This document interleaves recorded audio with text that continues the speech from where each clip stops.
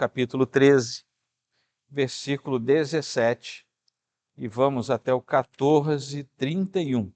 Talvez haja poucas cenas na Escritura tão emblemáticas e tão marcantes quanto essa descrição que nós acabamos de ler da travessia do Mar Vermelho.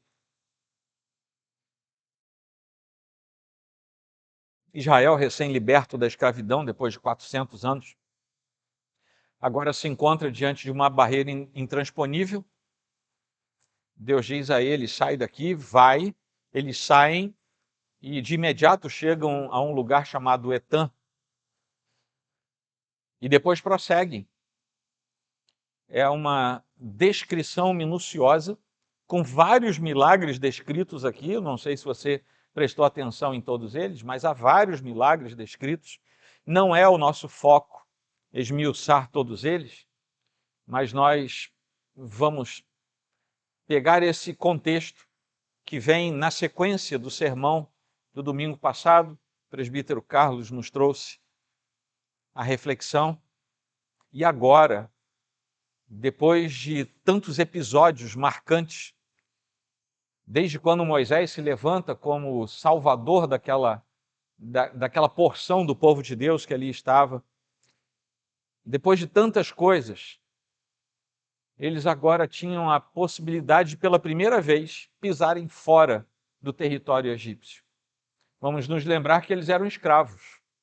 Escravo não tem liberdade.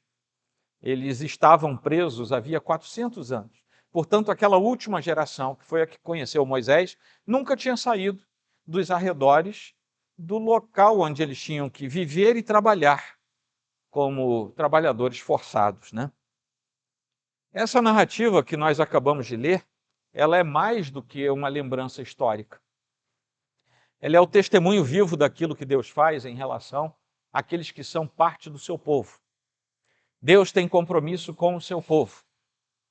E é ao seu povo que ele socorre, é o seu povo que ele vai guardar. E aqui há um demonstrativo claro de que Deus é o guia soberano do seu povo. E é aquele que não importa o que haja, não importa o que ocorra, ele é aquele que luta pelo seu povo. É Deus quem luta por nós, isso fica absolutamente claro nesse texto. Ele conduz o caminho, mesmo que o caminho pareça difícil. Aliás, ele nos leva para caminhos que não são tão fáceis, muitas vezes. Nós vamos ver isso agora. Mas o fato é que, às vezes, até quando há oposição, e oposição a ele próprio, que ele permite essa oposição, ele não faz isso à toa, ele faz para que seja glorificado o seu santo nome e o seu ser no final de tudo. E aqui estamos nós, diante de um momento complicado, que poderia ser muito tranquilo. Politicamente, Egito assina um acordo, Israel vai embora e não se fala mais disso, mas não era bem assim. E nesse primeiro trecho, eles saem quando o faraó deixou o povo ir. Assim começa o primeiro trecho, que vem logo depois de alguns episódios que tinham sido dispostos diante do povo para que eles não se esquecessem quem era Deus, aquele Senhor que os libertava. Finalmente eles saem do Egito depois do que nós vimos entre os capítulos 11 e 13, aquela conturbação toda no final das pragas, quando os primogênitos são tocados. Aí Deus diz: bom, vocês vão sair agora, e Faraó deixa que eles saiam. Deus não os levou pelo caminho da terra dos filisteus, embora fosse mais perto. Havia um caminho que passava por dentro daquela pentápolis dos filisteus. Uma delas era Gaza. Vocês já ouviram falar em Gaza? A cidade de Gaza? Pois é, ela aparece lá na Bíblia, no Antigo Testamento. É a mesma Gaza que fazia parte da pentápolis, das 5 cidades dos filisteus, cidades-estado dos filisteus. E havia um caminho curto por ali, mas Deus diz: vai que eles vão ver a guerra, vão se amedrontar e vão querer voltar para o Egito. Então eu vou levá-los pelo caminho longo. E aqui começam as lições para nós. E nesse sermão de hoje, Já, o pessoal da quinta-feira aí que está estudando sermões junto com a gente, eu vou aplicar ao longo do sermão, tá? Então fiquem atentos aí, porque o trecho é muito longo, para a gente não se perder depois. Mas existe uma razão pedagógica e protetiva. Israel não estava preparado para enfrentar determinadas coisas. Era um povo escravizado, um povo que não sabia usar a sua liberdade. Era um povo que não sabia ainda enfrentar vicissitudes, guerras. Eles sabiam apanhar, eles sabiam ser agrilhoados, eles sabiam ficar por baixo, eles ainda não sabiam o que era ser livre. Alguns dos nossos irmãozinhos, quando saem do lamaçal do pecado e se tornam cristãos, eles não sabem usar a sua liberdade. E às vezes a gente vê aquele crente chato, sabe?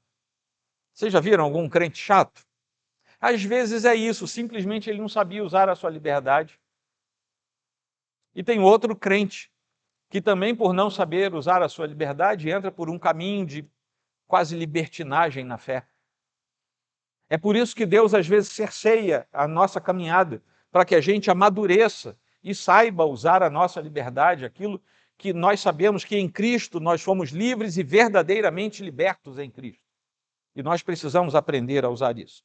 O texto aqui vai nos destacar que havia uma coluna de nuvem que aparecia durante o dia e guiava o povo, uma coluna de fogo que substituía essa coluna de nuvem e que aparecia durante a noite. E diz o texto que isso fazia com que eles pudessem andar o tempo todo. Dizem os especialistas, os eruditos, que a gente está falando aqui de algo em torno de 3 milhões de pessoas, juntando homens, mulheres, crianças, idosos. Mas lembre-se também que essas pessoas, quando saíram do Egito, levaram coisas. Cada um levava a sua casa nas costas, a sua tenda ia com eles. Eles levavam bens, levavam prata e ouro. Lembrem-se que os egípcios deram prata e ouro para as pessoas, que é mais um milagre. Quem é que vai dar prata e ouro para escravo? Mas a Bíblia diz que assim aconteceu. E eles carregavam tudo aquilo, havia animais, havia gado, havia crianças, havia bebês. E aquela multidão andando por um lugar inóspito, passando pelo meio de gente que não os queria ali. E lá vão eles saem lá do Egito, vão parar num lugar chamado Etã. E esse é o final do episódio, do primeiro pedacinho que nós lemos, que é o final do capítulo 13. Essa coluna queria dizer que o Senhor estava presente todo o tempo com Israel. Todo o tempo, na direção segura do caminho, na proteção do povo, na sua jornada. Todo o tempo Deus está com o seu povo. Deus esteve todo o tempo com Israel, Deus está todo o tempo com a igreja.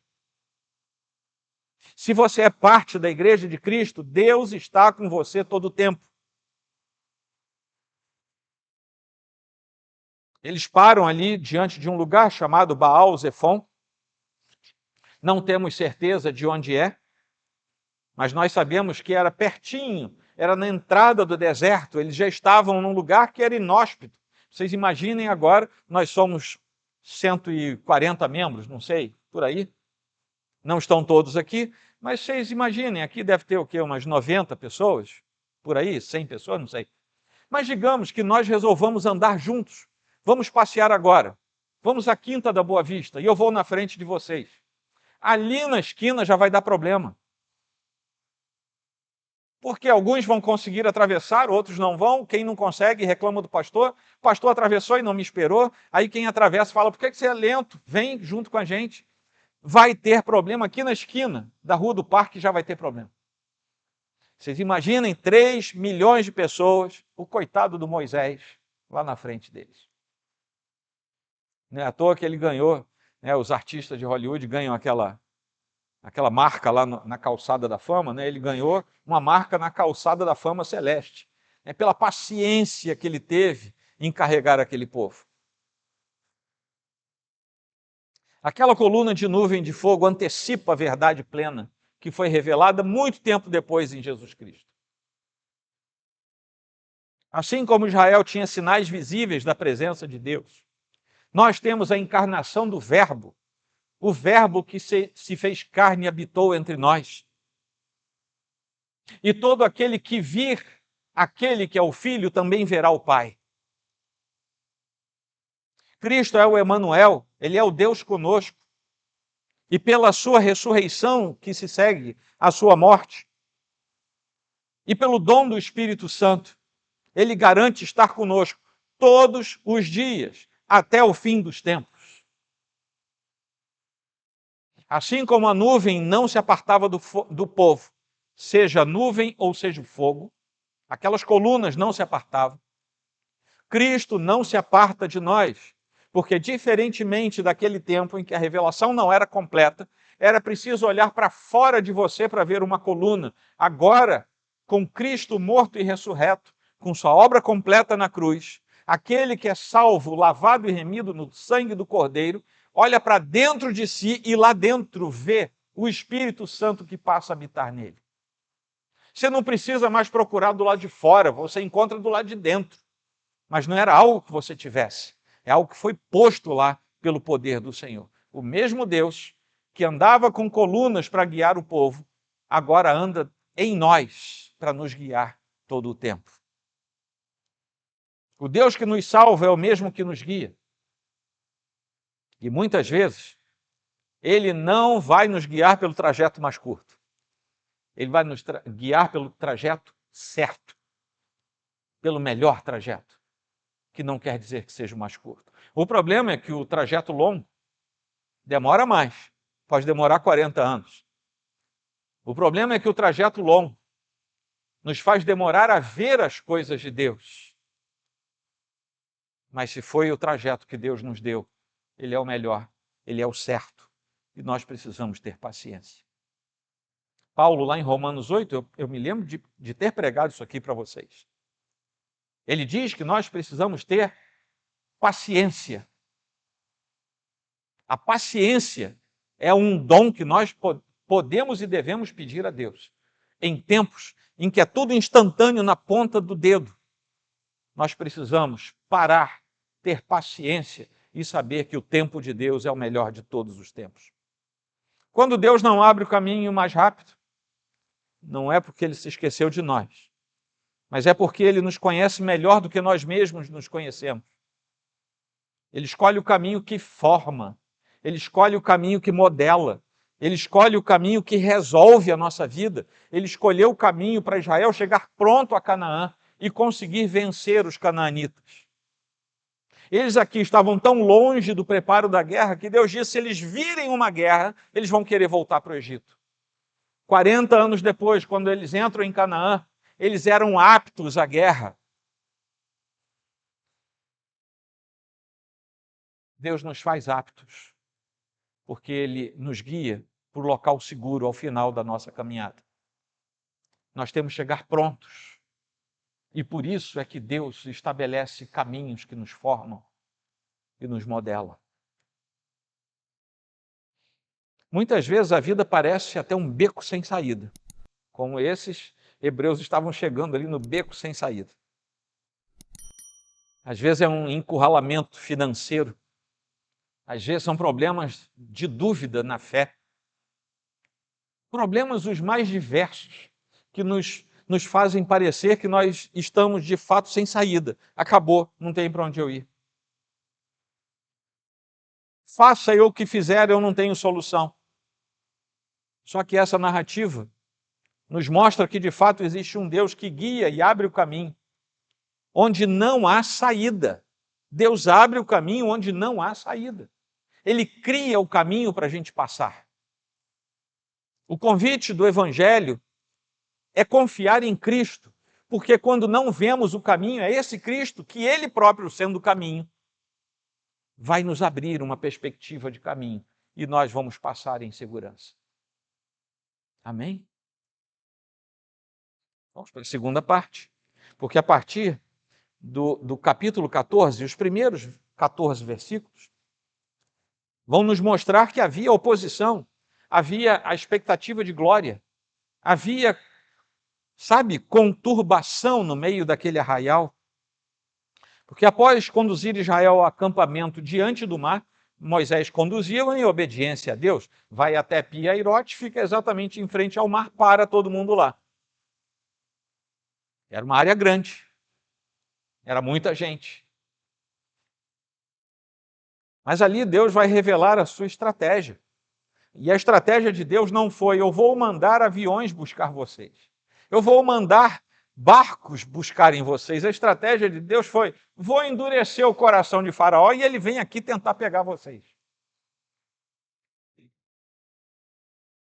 Não foi uma notícia alvissareira, foi uma notícia de conturbação. Eles se perturbaram, eles ficaram com medo, eles ficaram apavorados. E o propósito disso era muito claro: serei glorificado em Faraó e em todo o seu exército. E os egípcios saberão que eu sou o Senhor. Essa era a primeira coisa. Eu vou ser glorificado no que vai acontecer. Vocês ainda não sabem. A gente sabe porque já leu a história até o final. Eles não sabiam. Eu vou ser glorificado em Faraó, no seu exército, e eles vão saber que eu sou o Senhor. Detalhe é que no final do texto que eu li para vocês, o povo de Israel ficou sabendo que Deus era o Senhor. Quando Deus revelou a sua natureza ao agir judicialmente sobre os egípcios, com a sua justiça, o seu povo também viu: aquele é o Deus a quem eu tenho servido. Foi esse Deus que mandou Moisés, é esse Deus que cuida de mim. E isso acontece na nossa vida até hoje. Quando os israelitas perceberam o exército de Faraó chegando perto, vejam bem a situação. Olhem comigo. Eles chegam até um lugar chamado Pi-Hairote. O texto é claro. Na frente deles estava o mar. Quando eles olham para trás, vem o exército de Faraó. Para os dois lados, era uma região semidesértica pedregosa. Aqueles cascalhos grandes. Como é que a gente sabe disso? Aqui não diz. A gente sabe disso por causa da arqueologia bíblica. Não dá para levar 3 milhões de pessoas, crianças, velhos, gente com bengala, gente com muleta, cabra, cabrito, mula, ovelha, carregando sua barraca, sua tenda nas costas. Não dá para levar esse pessoal nem para a direita nem para a esquerda. Não dá. Atrás tem um exército que era da nação mais poderosa daquele tempo. E na frente tem o mar. O povo ficou apavorado. Mas aí veio a resposta de Moisés, que vai resumir a mensagem central desse trecho. Não tenham medo. Fiquem firmes e vejam o livramento que o Senhor lhes fará no dia de hoje. Porque vocês nunca mais verão esses egípcios que hoje vocês estão vendo. O Senhor lutará por vocês. Fiquem calmos. Só Deus pode falar: fiquem calmos, quando você está apavorado. Se qualquer um de vocês chegar para mim e falar assim: pastor, eu preciso falar com você, estou apavorado. Se eu falar assim para você: fica calmo, você vai embora e diz assim: eu nunca mais quero falar com esse pastor. Só Deus pode falar isso e isso entrar de modo prazeroso no nosso coração. Que as palavras de Deus trazem vida, trazem paz ao coração. O que Moisés diz é o seguinte, trocando em miúdos para a nossa vida: vocês têm toda a razão de estarem apavorados. Se bobear, Moisés disse: até eu estou apavorado. Digo eu, não o Senhor, tá? Se você falar por aí que eu inventei um texto bíblico, eu nego. Nós nos convertemos e continuamos sendo seres humanos. Nenhum de nós aqui, até onde eu sei, já foi glorificado. Se foi, depois conversa comigo que eu quero saber como é que foi esse processo. Ninguém aqui deixou de ser gente porque conheceu o Senhor como seu Salvador. Todo mundo aqui tem medos na vida. Todo mundo aqui tem receios, todo mundo aqui tem suspeitas. Todo mundo aqui tem apavoramento. Ninguém fica em paz quando recebe uma notícia das mais escabrosas. Ninguém fica, porque você é gente. E se você não passar por isso, é alguma diferença sua, pessoal, própria. Mas o normal do ser humano é que você abale os seus sistemas todos. A sua base fica abalada. Quem não fica abalado diante de uma notícia de profunda traição? Quem não fica abalado diante da notícia da morte de um ente querido? Quem não fica abalado diante da notícia má que um médico lhe deu? Quem não fica abalado diante de uma dívida insolúvel que você descobriu que tem?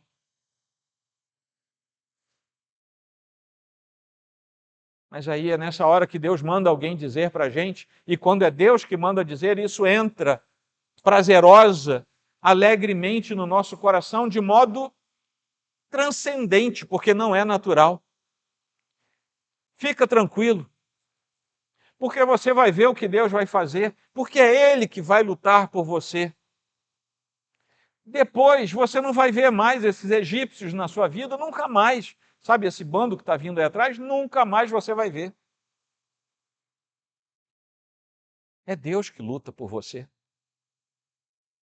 Fica calmo. Nessa hora faz diferença. Esse episódio, ele encontra sua plenitude em Cristo.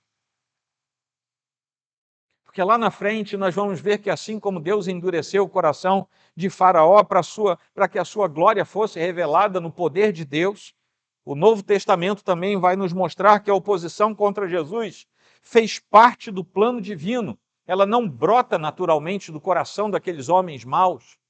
Fazia parte do plano de Deus, do plano eterno. A rejeição, a traição, a crucificação do Filho não frustraram a vontade de Deus, porque essa era a vontade de Deus, por nossa causa. Aquelas pessoas simplesmente cumpriram a vontade de Deus, mesmo que não soubessem. E a glória do Senhor foi manifestada. Na ressurreição, o Senhor mostra a sua glória. Atos capítulo 2, Atos capítulo 4 vão nos mostrar isso. Deus é glorificado, o Senhor é glorificado na sua ressurreição. Depois de tudo que ele passou, a sua glória é manifestada. A fala de Moisés, o Senhor lutará por vocês, aponta, claro, para a obra de Cristo. Porque é Ele quem luta por nós.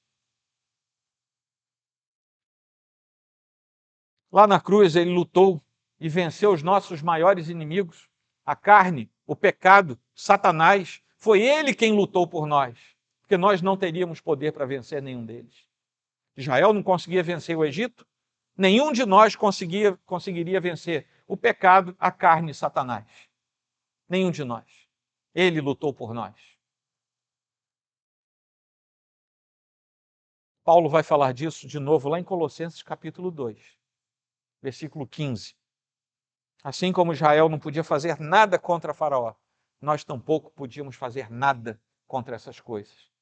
Deus lutou por Israel, o Senhor luta por nós.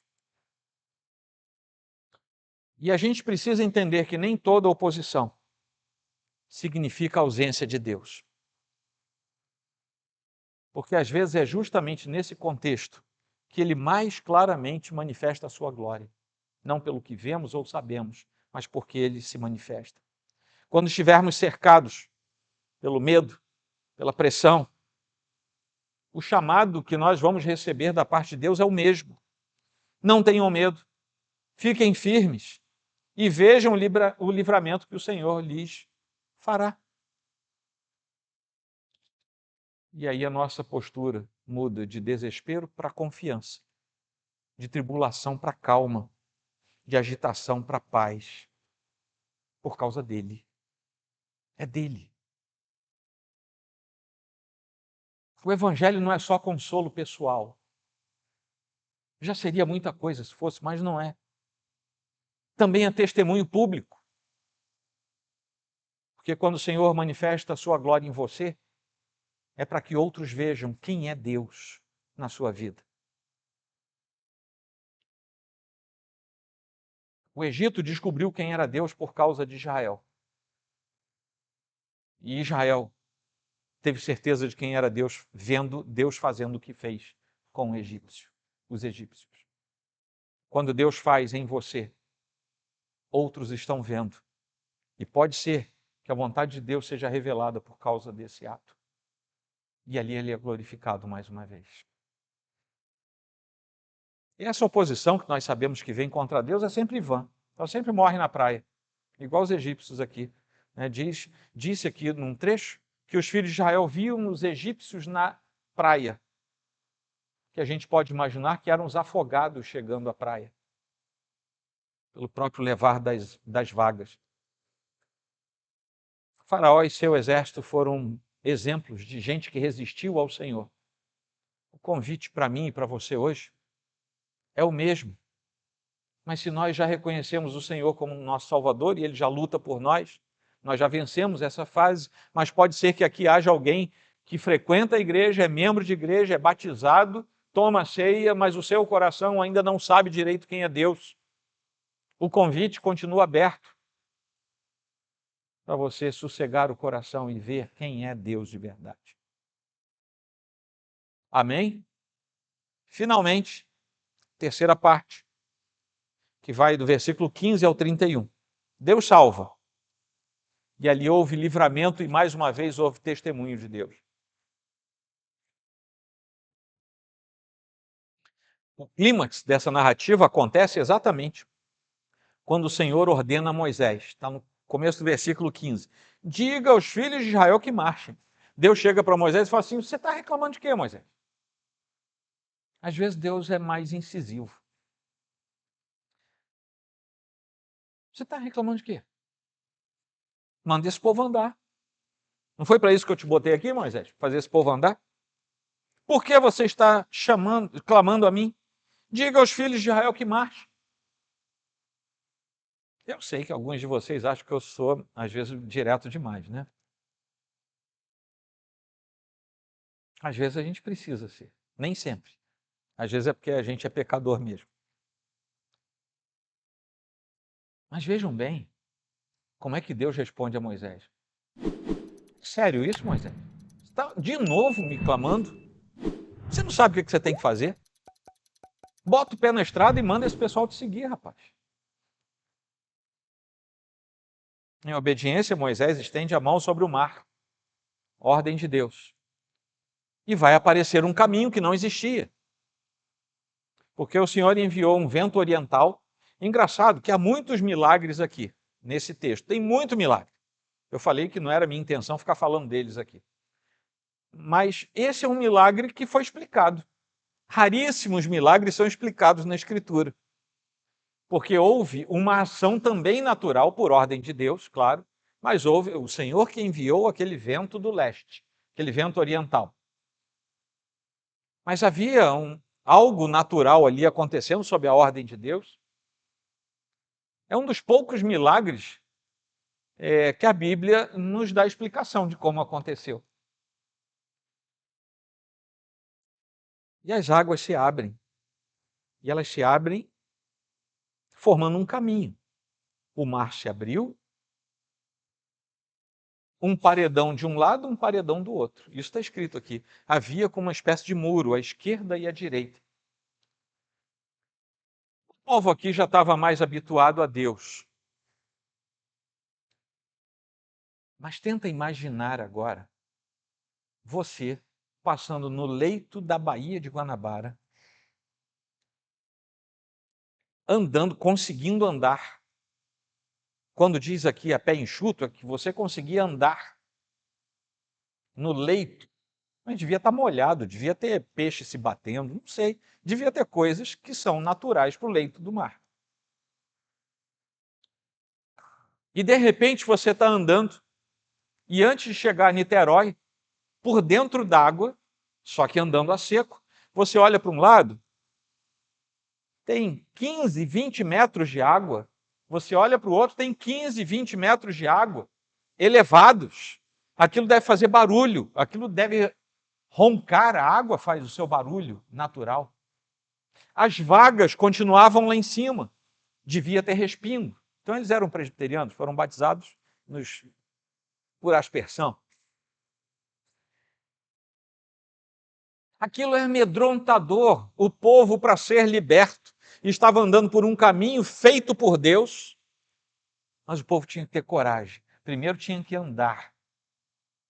Ninguém é abençoado por Deus parado. Amém? Amém, crentes de 2025? Você olha bem para os hebreus daquele tempo. A única coisa que eles tinham ali para colocar em marcha a sua vida eram 2 pés. E é possível que alguém naquele bolo não tivesse 2 pés. Tivesse precisado da ajuda de alguém.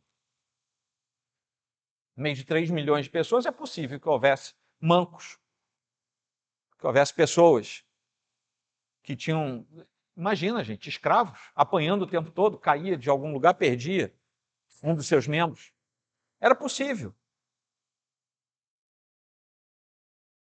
E nós, em 2025, com todos os recursos que temos, que domingo após domingo nos satisfazemos com vir à igreja, sentar no banco, ir para casa e não fazer mais nada.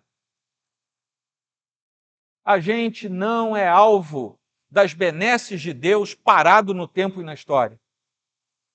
Estou falando de ativismo na igreja? Não. Estou falando de ação de vida, para que a glória de Deus, que foi posta sobre você quando Cristo ressurreto salvou você, seja manifestada para aquele que ainda não conhece o Senhor.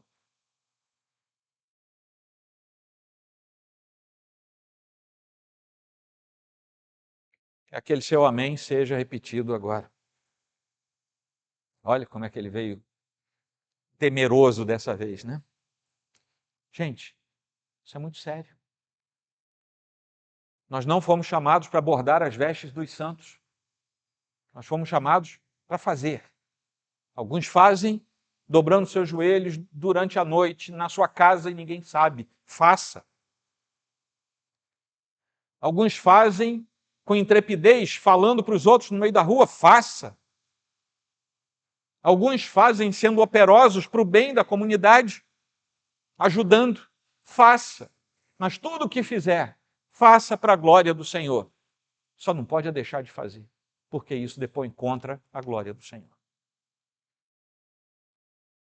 Não vou nem pedir amém dessa vez. Esse evento da travessia é interessante porque Paulo, quando a gente chega lá no Novo Testamento, ele vai dizer o seguinte, ele vai conectar isso aqui à tipologia do batismo. Por isso que eu falei, né? Foi por aspersão. Né? É que nem na Arca de Noé, né? Que o Novo Testamento também coloca na tipologia do batismo. Só que todo mundo que entrou na água morreu. Só quem ficou fora da água viveu, né? Mais uma prova de que presbiterianos já estavam no Antigo Testamento. Paulo vai dizer, todos passaram pelo mar, e todos, em Moisés, foram batizados, tanto na nuvem como no mar. 1 Coríntios 10, 1 e 2. E dessa forma, a travessia simboliza a passagem da escravidão para a liberdade, da morte para a vida, da opressão para a identidade do povo de Deus. Exatamente alguns dos símbolos do batismo cristão. Esse episódio vai apontar diretamente para Cristo na nossa vida. Ele é aquele que abre o caminho da salvação, onde não havia saída para ser salvo. Israel passou pelo mar, saindo da escravidão para a liberdade. Nós passamos da morte para a vida, por meio da cruz. Foi na ressurreição que o Senhor bateu o martelo e disse, já está feito. O consumado da cruz termina a sua obra na ressurreição.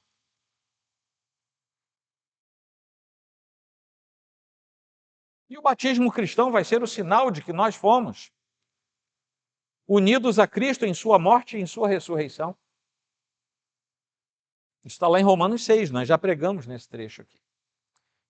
A antiga escravidão do pecado é abandonada e agora nós caminhamos como uma nova criação de Deus. No próximo sermão, nós vamos entrar no capítulo 5, porque depois de uma vitória desse tamanho, só tinha uma coisa que Moisés podia fazer, era cantar. É cantar. Cantar de alegria. Cantar louvando a Deus, cantar adorando. É uma grande doxologia de 18 versículos.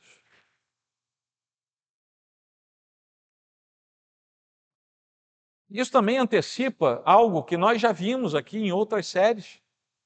Série do Apocalipse, por exemplo, lá no capítulo 15, versículo 3 e versículo 4, nós vamos ler o cântico da igreja chegando perante o Senhor. Quando nós chegamos no nosso destino, levados pelo Senhor, salvos por Ele, guiados por Ele, guardados por Ele, não tem outra coisa para a gente fazer que não seja adorar ao Senhor com todo o nosso ser, com toda a nossa vida. Lá em Apocalipse nós vamos ler: grandes e admiráveis são as tuas obras, Senhor Deus, Todo-Poderoso. Justos e verdadeiros são os teus caminhos, inclusive aquele mais longo que você teve que percorrer. Ó Rei das Nações, quem não temerá e não glorificará o teu nome?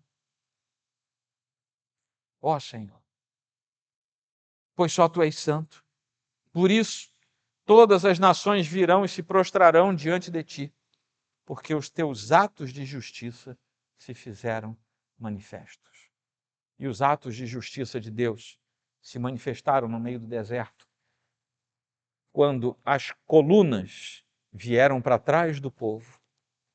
O anjo do Senhor veio para trás do povo, separou o povo dos inimigos, e a mesma coluna que lançava luz para o povo de Deus, lançava densas trevas para os inimigos de Deus. Meus irmãos, isso está acontecendo hoje.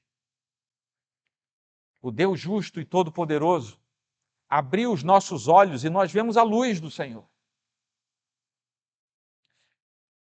O mesmo Senhor que se manifesta como luz perfeita na nossa vida e nos faz ver o caminho até a salvação, por sua justiça, é aquele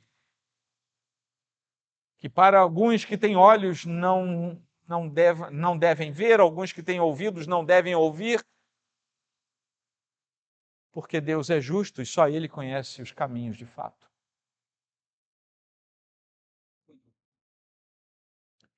Israel precisou ficar em silêncio e ver o livramento do Senhor. Fica quieto, Israel. Sossega. Você vai ver, é Ele que vai lutar por você, você vai ficar tranquilo. Tenha calma, fique calmo. A nossa postura diante das lutas deve ser de uma confiança ativa no Senhor. Não apenas diga que você confie. Aliás, tudo na nossa vida espiritual é de profissão, mas é de ação. Oração, obediência, espera paciente. A travessia foi um evento fundacional para Israel. Aquilo ali foi para fundar um senso, não só de nação, como um senso de pertencimento ao Deus que fazia tudo aquilo. Para nós, Cristo é o nosso guia, é o nosso caminho. Ele é o caminho, Ele é a verdade, Ele é a vida. E é por causa dele que nós chegaremos na Canaã celestial. Meus irmãos, a igreja não se define por tradições humanas, embora elas sejam importantes e tenham o seu lugar na nossa cultura de igreja. Mas a igreja se define pelo ato redentor de Cristo sobre nós. É por isso que há irmãos em tradições diferentes. Senão todo mundo ia ter que ser presbiteriano para ser salvo. Todo mundo ia ter que ser batista para ser salvo. Todo mundo ia ter que ser metodista para ser salvo. Não, todo mundo tem que ser redimido em Cristo para ser salvo. Existe o mar da vida, suas barreiras, seus perigos. E nada disso pode ser atravessado por força humana. Ninguém consegue. Somente o Senhor abre o caminho. E como eu disse, o mesmo ato de Deus que salva uns, haverá de julgar os outros. Não sei se vocês prestaram atenção durante a leitura. A imagem é que o povo estava atravessando. Parece que o povo já estava chegando do outro lado. O exército de Faraó já estava entrando pela retaguarda, já estava no meio do mar. A Bíblia não nos diz que Israel saiu na praia e aí o mar se fechou. Se você prestar atenção na narrativa, se você reler aquele trechinho, Israel ainda estava no meio do mar, mas onde o exército de Faraó estava, o mar começou a se fechar. Os filhos de Israel viram aquilo e disseram: foi Deus. O mesmo Yahvé que nos está fazendo chegar deste lado está interrompendo o caminho do inimigo daquele lado. A mesma justiça de Deus tem duas faces. Uma em que ele salva e preserva o seu povo, e a outra face em que a sua mão justa e poderosa pesa sobre o iníquo e sobre a iniquidade. É a mesma justiça. Vou concluir aqui para vocês. A travessia do Mar Vermelho não é apenas uma das narrativas mais fantásticas e grandiosas da Bíblia. É um retrato fiel de como Deus age em favor do seu povo. O Senhor guia, nós vimos isso, o Senhor guia o seu povo. Não necessariamente vai levar você pelo caminho mais rápido, mais direto. Quem faz isso é o Waze, né? Você põe lá, eu quero ir pelo caminho mais direto, aí ele vai. O Senhor não é guiado por GPS, ele é guiado por sua soberana vontade. Ele não quer que a gente chegue rápido, ele quer que a gente chegue. E para a gente chegar, a gente tem que ir pelo caminho certo, mesmo que ele seja um caminho de dar voltas. Ele conhece as nossas fraquezas, ele conhece as nossas limitações. Ele deseja nos formar como povo para a gente conseguir chegar lá e poder entrar pelos portais eternos sem nenhum problema. Nós vimos que o Senhor permite oposição, como ele permitiu de Faraó, mas ele não permite porque ele quer ouvir a opinião dos outros. Ele permite porque ele quer ser glorificado na derrota daqueles que se levantam contra ele. E essa oposição dos ímpios vai ser usada por Deus para revelar a sua glória. Os ímpios vão ver quem é Deus na sua destruição. E os filhos de Deus verão quem é Deus na destruição que ele vai fazer dos ímpios, porque essa destruição dos ímpios foi também para guardar o seu próprio povo. O Senhor salva. Ele abre o mar. Ele cria caminho onde não existe caminho. Ele gera meios onde não há meios. E tudo isso, meus irmãos, vai apontar exclusivamente para Cristo na nossa vida. É por isso que esse trecho foi tão longo, porque aqui há informações que estão interconectadas. Ele é a nossa nuvem, ele é o nosso fogo, ele é aquele que nos guia hoje. Ele é aquele que está sempre presente, passo a passo da nossa caminhada. Ele é o único Senhor que luta as nossas lutas, que guerreia por nós. Ele hoje faz isso como fez na antiguidade. Quando a oposição se levanta, quando o mar parece que não vai se abrir, quando tem inimigo chegando, quando tem deserto para um lado e para o outro, é o Senhor que aparece lá diante de nós e vai dar o caminho de escape para a nossa vida. Ele continua lutando por seu povo e vai lutar por nós até o dia em que a igreja do Senhor for chamada para a glória. Até o final, o Senhor lutará por seu povo. O problema é se você ainda não está em Cristo. Esse é o problema. Você está fora disso. E é por isso que tantas vezes ao longo do sermão de hoje eu falei. O convite é urgente. Porque o mesmo ato de Deus que diz para você hoje, você que não o conhece, você não é meu filho, e você está sob meu julgamento eterno. É o mesmo Cristo que, tendo visto o seu coração lavado no seu sangue precioso, vai dizer: agora você é meu filho. O Senhor vai dizer, o Cristo amado vai dizer: agora você é meu irmão, você tem os mesmos direitos que eu, porque você agora é meu, é co-herdeiro comigo. Quando você perceber o chamado do Senhor, não resista. Seja você alguém que nunca pisou numa igreja, seja um velho de igreja, se o Senhor chama o seu coração, é porque Ele quer que ao final você cante aquele canto de vitória. E Ele simplesmente diz para você hoje: eu continuo lutando por meus filhos. Fiquem calmos. E é calmamente que nós vamos chegar na Canaã Celeste. Amém? Inclina aí a sua fronte.